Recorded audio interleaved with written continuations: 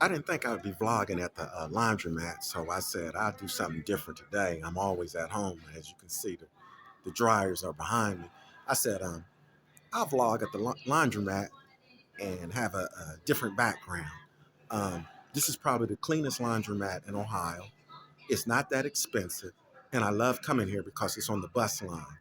Um, my whole life, I have always taken the bus. I have never owned a car in my life, ever. So all those people that own cars, from the billionaires all the way down to low income housing, you got me beat on that one. As a matter of fact, I give you the story of why I don't own a car. I got some stuff in my eye. I'm gonna have to start getting a little bit more professional and stuff and getting it together. Years ago, when I was 22 or 23, I had saved up $5,000. It took me forever. I had two jobs. I saved up the money and I was going to buy a car. My family, everybody in my family owned a car except me. So I said, I'm going to buy a car. Everybody in my family have a car. I'm going to get a car. So I go to the car dealership.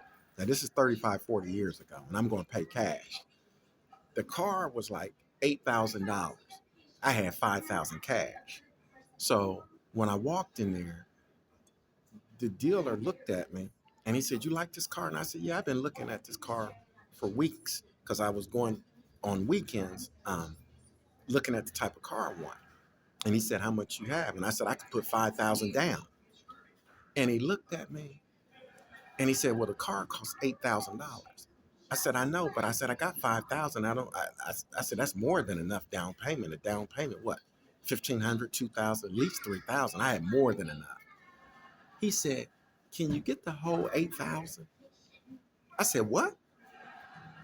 I said, "I'm a janitor." I said, "I don't sell weed or do anything legal like that. I'm a 9 to 5 guy." I said, "Ain't no way in the world I can get another 3,000. It'll take me like 6, 7 months." That's how we worked back then. It wasn't none of this quick money and borrow from family. He wanted me to be absolutely penniless. And that left a bad taste in my mouth when I was 22 years old. And I said, "You know what? For the rest of my life, these car dealerships, they can keep a car." And from then on, back then the bus pass was $40, and I think now it's $60.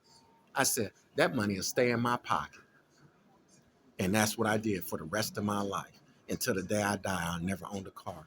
And I remember my dad coming up to me every 4 or 5 years. He would buy me a car. And I'd be like, "I don't want that car."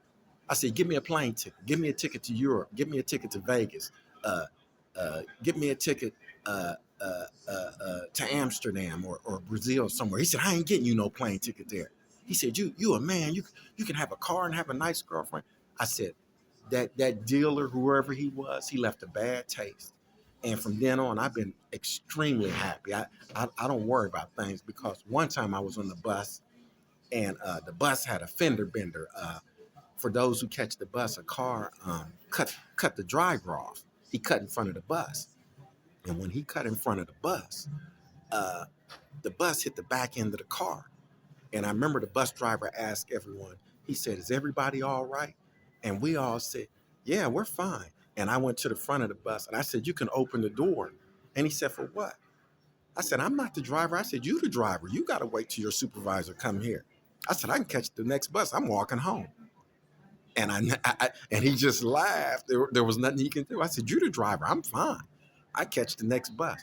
I didn't have to stay for no insurance. I didn't have to fill out no report. And you know, the typical American, I'm a sue. I'm a sue. The bus, there was minimal damage to the other car. But I mean, for a public transit bus in America, I mean, no, it's not happening.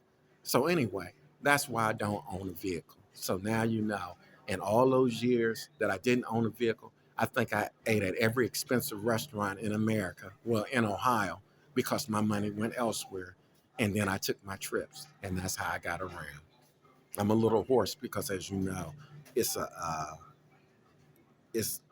winter right now, and it's really hard. But I just wanted to share that with you. All right, until next story time.